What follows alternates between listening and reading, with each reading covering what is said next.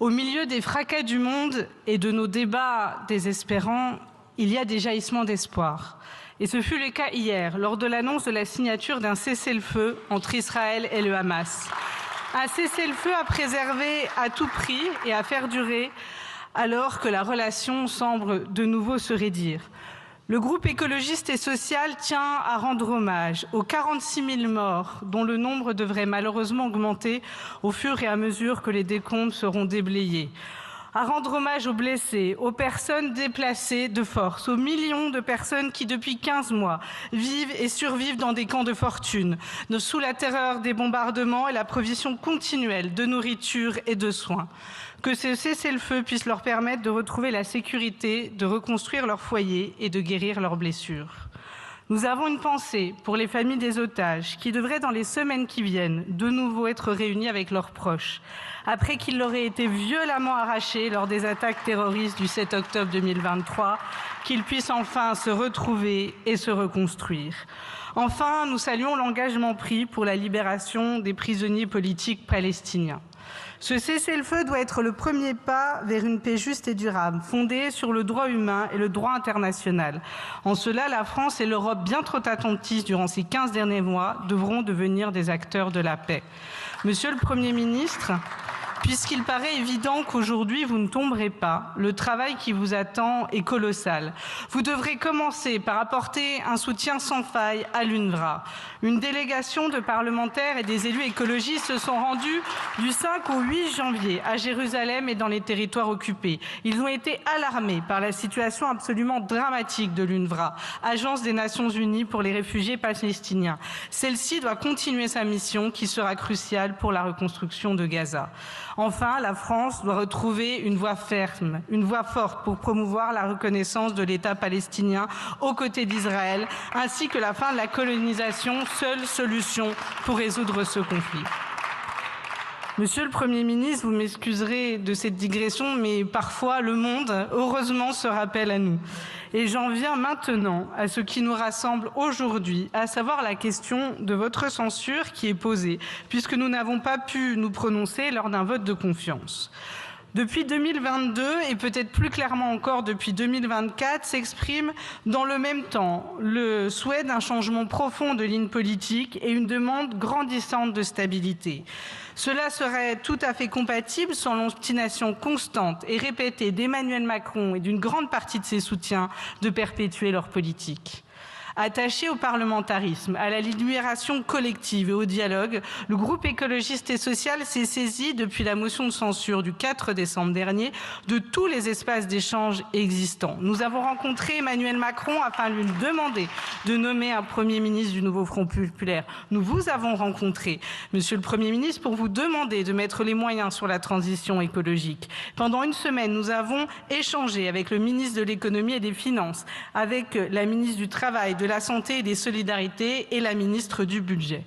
Le groupe écologiste a considéré qu'il était de son devoir de se saisir de chaque moment pour défendre ses positions, d'être le porte-voix de ses électeurs et de nos territoires, et nous continuerons à l'être. Nous avons multiplié les réunions, envoyé des notes, plaidé pour l'abandon de la réforme des retraites, l'augmentation du budget en faveur de l'environnement. Nous avons défendu la nécessité d'une véritable politique en faveur du logement, de la santé et de l'école. C'était l'occasion pour vous de démontrer que vous aviez conscience de ne pas être majoritaire, de démontrer que vous respectiez les 9 millions d'électeurs du nouveau Front populaire et d'enfin accepter de revenir sur les erreurs, en tout cas certaines, de ces dernières années. Mais il faut le reconnaître, l'inflexion est bien timide. Vous consentez à garder les avancées du débat parlementaire. Pas de suppression de postes dans l'éducation nationale, pas d'augmentation des taxes sur l'électricité, des coupes moins brutales sur les collectivités. En démocratie, garder ce que vote le Parlement, c'est bien normal. Par contre, augmenter substantiellement le budget de l'écologie, c'est non. Accepter de renoncer au 49.3, c'est non. Augmenter le SMIC, c'est non. Abroger la réforme des retraites, c'est non. La suspendre, vous le refusez également. Et j'ai lu en détail votre dernier courrier. La présentation de la loi sur les retraites semble soumise à un double veto. un veto du MEDEF pour l'accord social et un veto de la droite sur l'accord politique.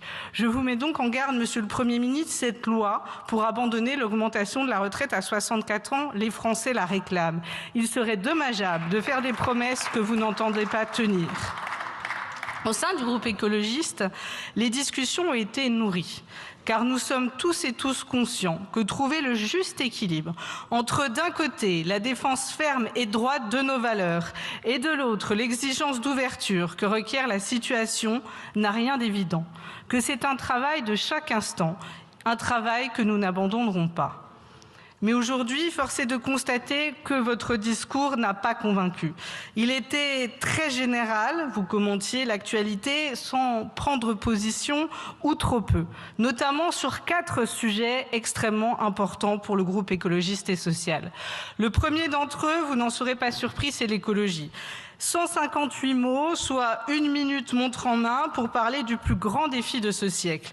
Vous ne mentionniez le climat que pour parler d'immigration, le mot environnement que pour parler du Conseil environnemental et social. Vous ne prononcez pas les mots renouvelable, pollution ou gaz à effet de serre. Dans ce même discours, vous allez même jusqu'à pointer du doigt les inspecteurs de la biodiversité, ceux-là même qui doivent subir pression et menaces au quotidien. Rendre coupables les défenseurs de la biodiversité et des difficultés des agriculteurs est une faute. Et c'est une erreur d'analyse, car la préservation de la biodiversité est une protection pour les agriculteurs et la terre qu'ils cultivent.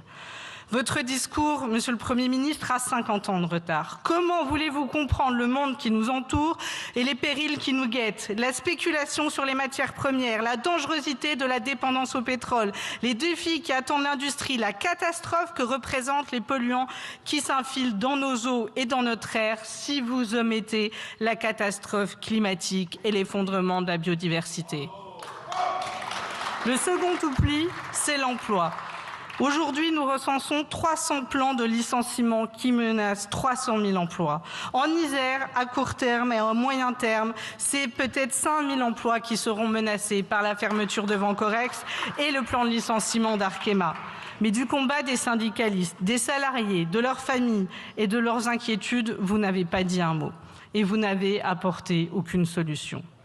Le troisième oubli, ce sont vos engagements pour l'égalité femmes-hommes. Alors que la société française a été éblouie par le courage de Gisèle Pelicot, qu'elle a pleuré le 1er janvier un nouveau féminicide, vous vous contentez d'une phrase, 20 secondes, même pas 1 minute cette fois-ci, pour parler de l'égalité femmes-hommes et des violences sexuelles et sexistes. Il reste beaucoup de questions. Êtes-vous prêt à présenter une loi intégrale contre les violences sexuelles et sexistes?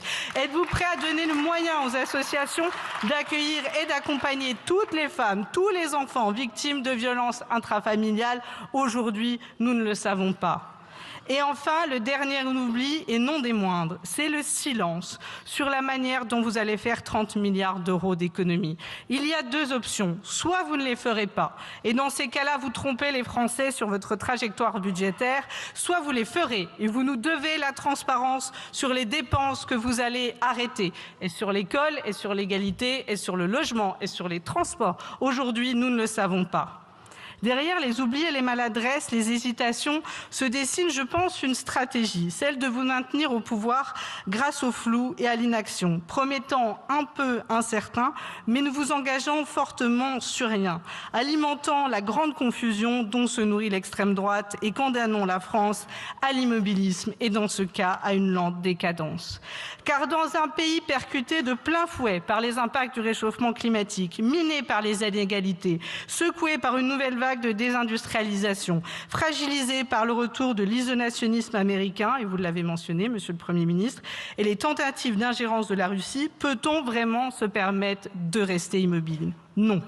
Dans un pays où les agriculteurs sont de plus en plus nombreux à jeter l'éponge, où les travailleurs ne peuvent plus vivre de leur salaire, où les professeurs se sentent abandonnés, les soignants épuisés, les défenseurs de l'environnement ignorés et les jeunes méprisés, est-ce vraiment responsable de continuer encore et toujours la même politique? Eh bien non. Dans un pays fracturé par le racisme, où certains de nos compatriotes sont agressés, humiliés, discriminés en raison de leur religion et de leur couleur de peau, pouvez-vous vraiment vous permettre d'avoir dans votre gouvernement des incendiaires de la haine? Absolument pas. Monsieur le Premier ministre, tant que vous continuerez à refuser d'écouter l'absolue nécessité d'engager volontairement, résolument et de manière financée la transition écologique et de ne pas revenir sur ces politiques de ces dernières années, nous continuerons à vous censurer.